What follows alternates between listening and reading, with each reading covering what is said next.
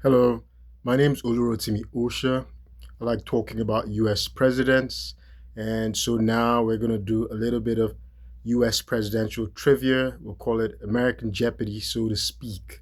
Yeah, someone told me that the way to get the attention of Americans is to wrap it up in fun and games, and especially call it Jeopardy. So uh, we're just going to do some little factoids about American presidents because American presidents are fun. So, easiest question: who is the shortest American president? Of course, that's James Madison.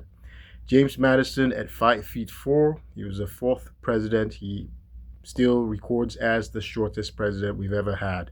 And of course, who has been the tallest American president? The tallest American president is not George Washington. Most people think it is. It's actually Abraham Lincoln. At 6 feet 4, Abraham Lincoln still stands as the tallest US president we've ever had. Okay, let's see what else can we do.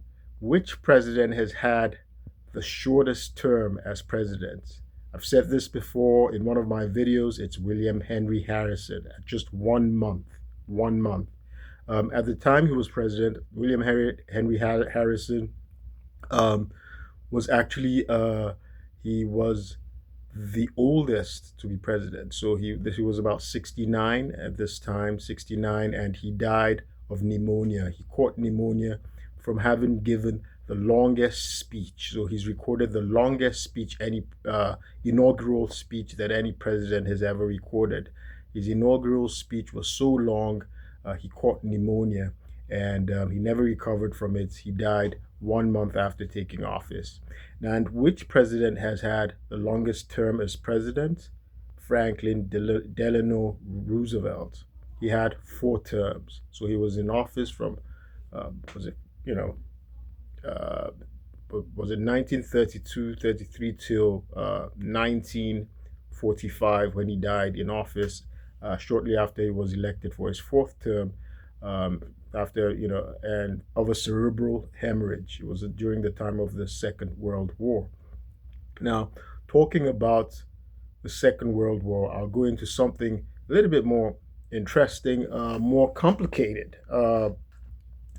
Fun fact: he also initiated the he conducted the Manhattan Project, which falls within the trivia of America's most expensive, biggest public works, right? So the Manhattan Project at the time, at 1945, it cost about $20 billion.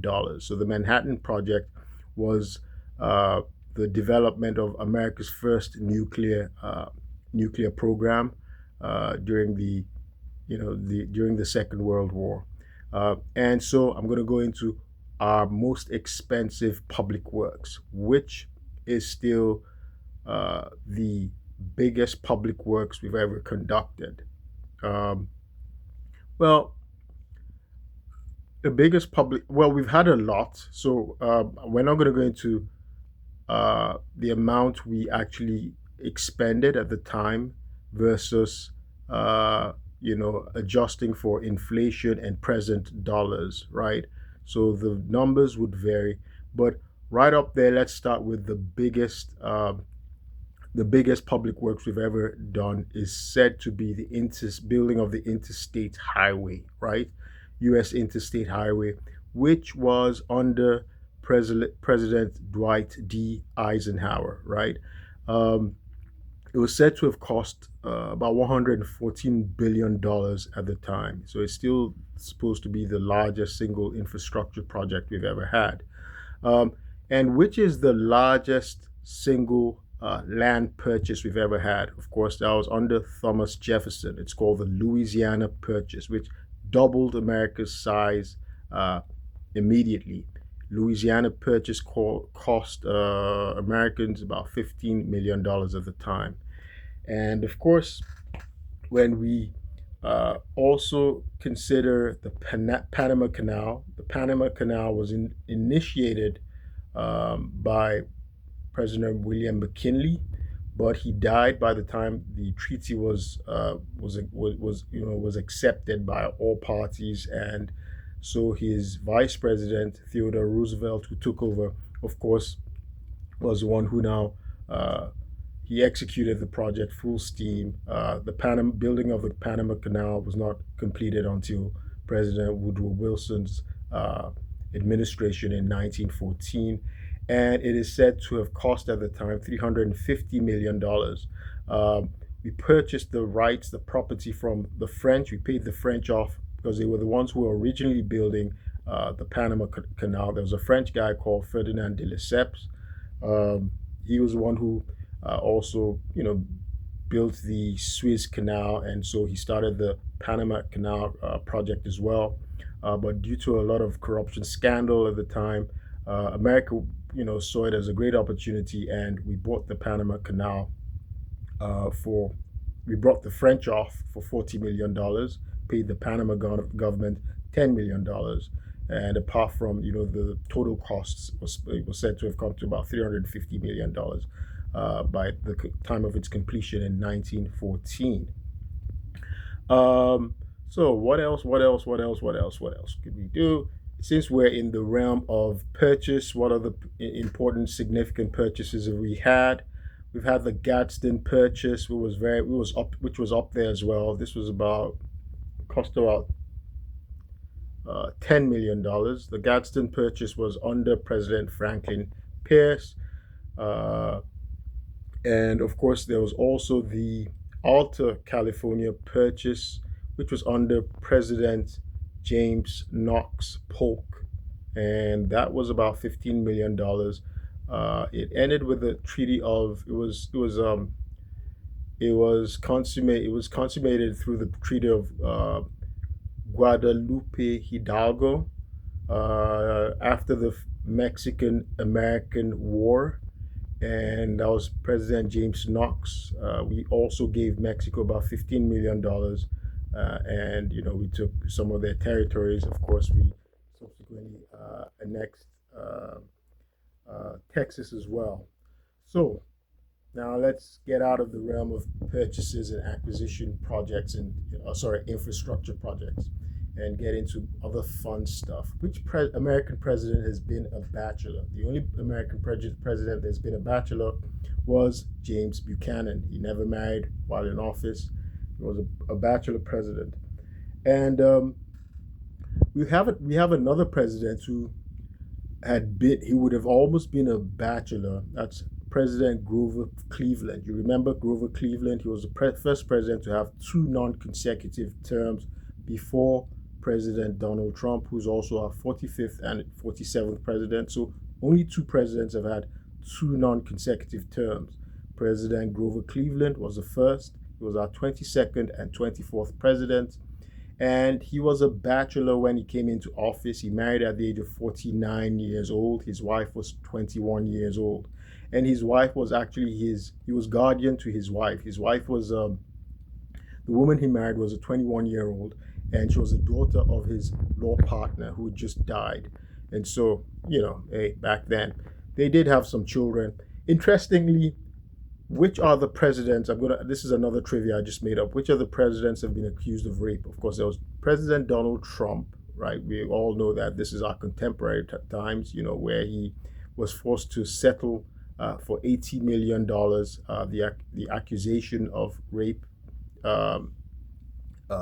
was settling for $80 million a civil suit, right, for defamation regarding that sexual assault. The settlements for defamation. But prior to him, President Grover Cleveland had been accused by a woman who he later paid child support, supported the woman's child. The issue that was supposed to have come about from the intercourse between that's Grover Cleveland and this particular woman. So yes, there's been scandal in U.S. presidential history. This is not new, right? What's going on in our times is not new. It's scandal in U.S. presidential history is quite old. And who was the first president to be assassinated in office? Of course, it was President Abraham Lincoln. Uh, And of course, he was not the first president to die in office, though. It was President William Henry Harrison who was the first to die in office as well from illness, pneumonia. Now, there have been several presidents who've never had children, right? Amongst them are President George Washington, our first. He never had any biological children. Um, President Andrew Jackson, he never had a biological, he never had any biological children that we know of. By the way, he was another president who didn't have a first lady.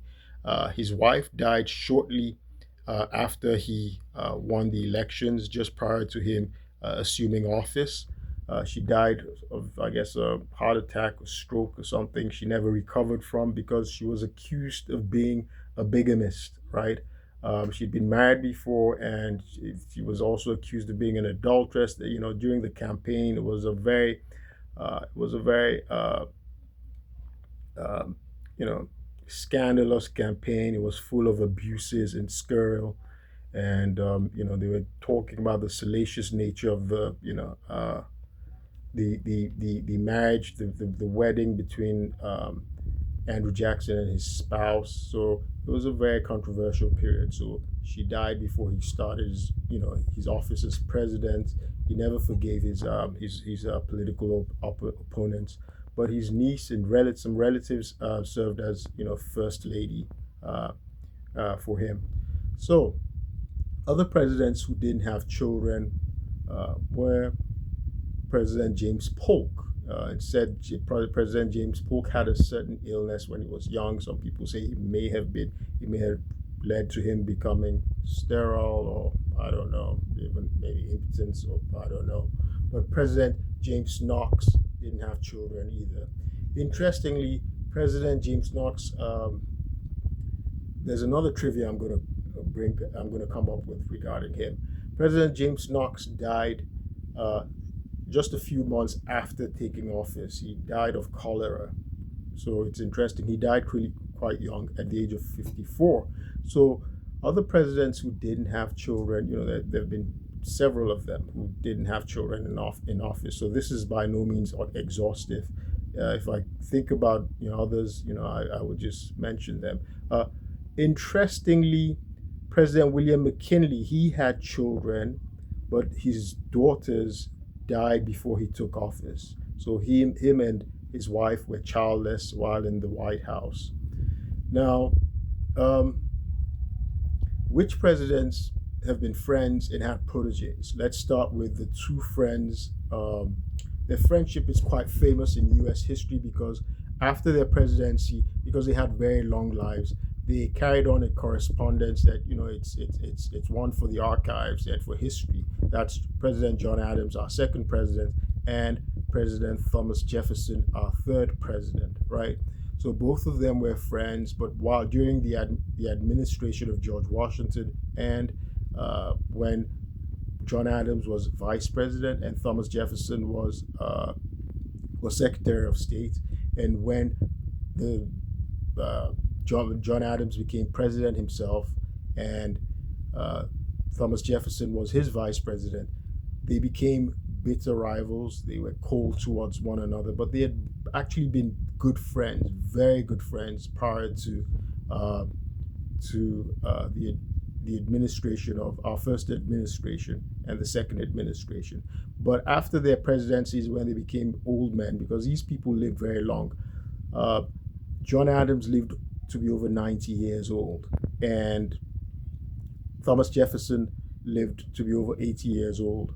So they carried on, their correspondence, their friendship. They resumed their friendship when they in their old age, when they were retired, and it was by reason of a guy called Jeffrey Rush. He was a medical doctor and one of the founding fathers, and was a friend to both of them. And he figured, he would be doing us a public service, by reconciling both of them. So they were two buddies. Others who've been mentor proteges have been Thomas Jefferson and James Madison. Thomas Jefferson, our third president, mentored another Virginian who was very brilliant, and that's James Madison. So they had a very close relationship. Others have been Andrew Jackson and James Nork. James Nork was our first dark horse president, so he wasn't expected. He wasn't amongst the leading presidents, leading contenders to be president. Well, nobody knew him.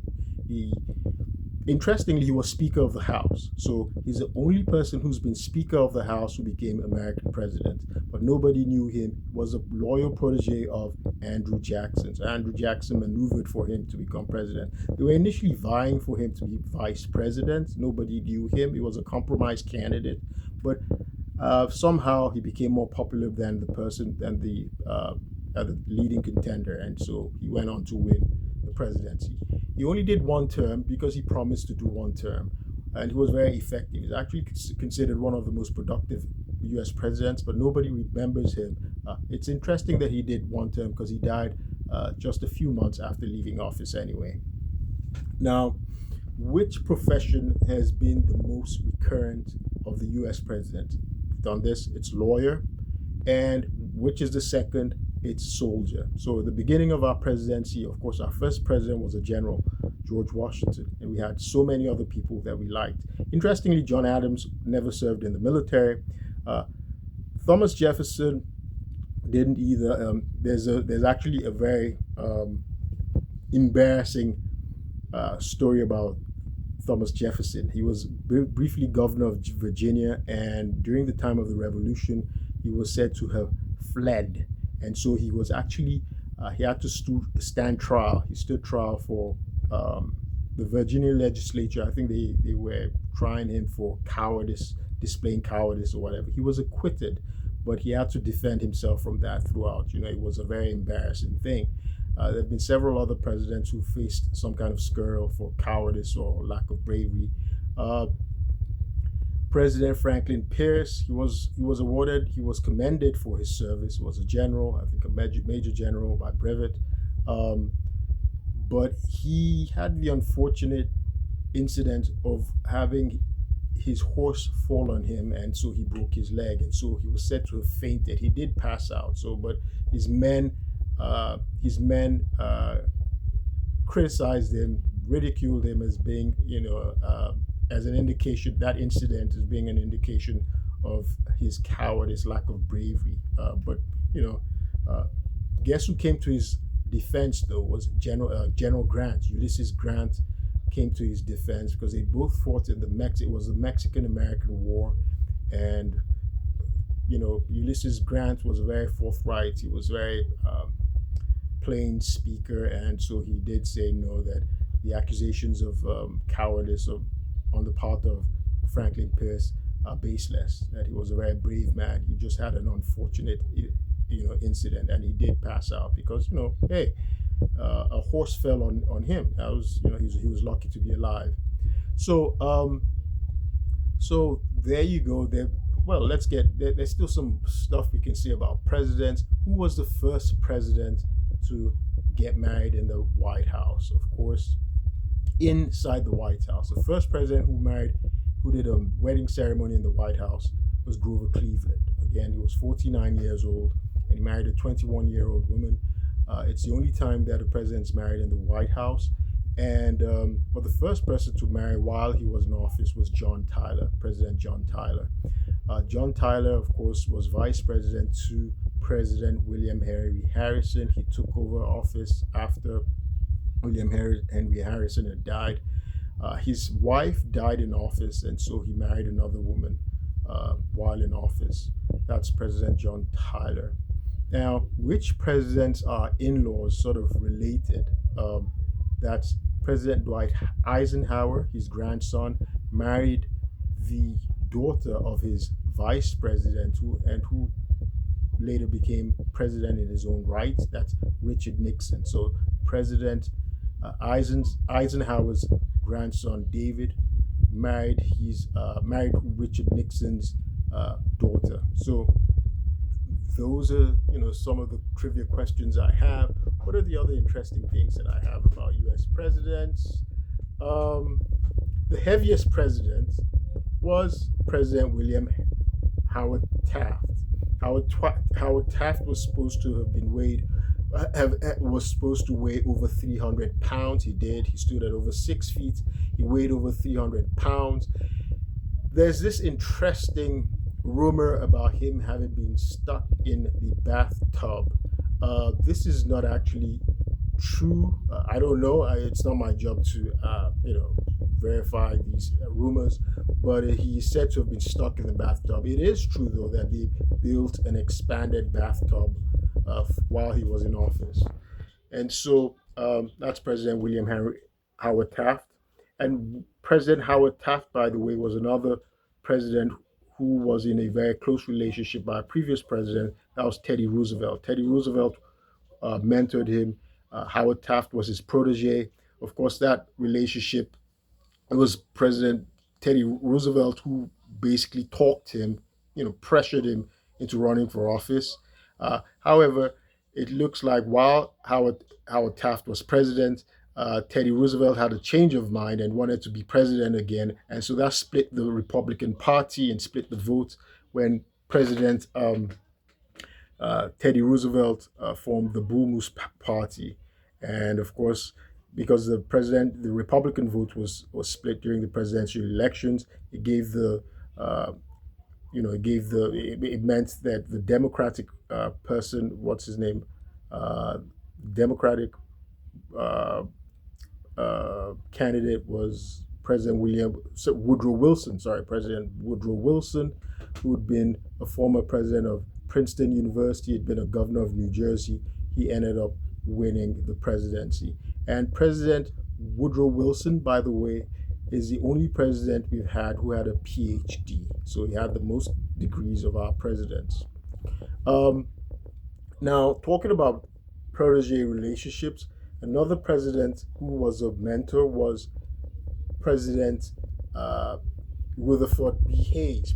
President Rutherford B. Hayes had actually mentored William McKinley. They were very close, and President Rutherford B. Hayes had mentored President William McKinley. William McKinley was one of the presidents who was assassinated in office. We've had uh, some of our presidents have been assassinated in office, and that includes Abraham Lincoln, who was the first to be assassinated in office. Subsequently, James Garfield. James Garfield was our 20th president, and then the third to be assassinated in office was President William McKinley, who was assassinated by an anarchist, and the fourth to be assassinated in office was President John F. Kennedy, and Lyndon Johnson, his vice president, took over. Now, another instance when we've had a president-mentor relationship was President Franklin D. Roosevelt. He actually mentored his protege, Lyndon Johnson, who went on to become president after John F. Kennedy was assassinated. So uh, there you have it about our presidents. Again, this is not exhaustive. I see that the videos run on for a while, so I'm going to stop it there. My name is Olu Osha. I like talking about U.S. presidents, and that's very interesting because you get to know about American history and how we came about. But importantly, as well, I also like to draw attention to the abusive process that I've been suffering in Montgomery County, Maryland, due to subornation of perjury and fraud on the court. The case number is C15CR 23000731. It's a case of where I've been framed by Montgomery County Police, and there's been an abusive process to violating my constitutional rights, my Fourth Amendment and my 14th Amendment rights, and I will keep you posted.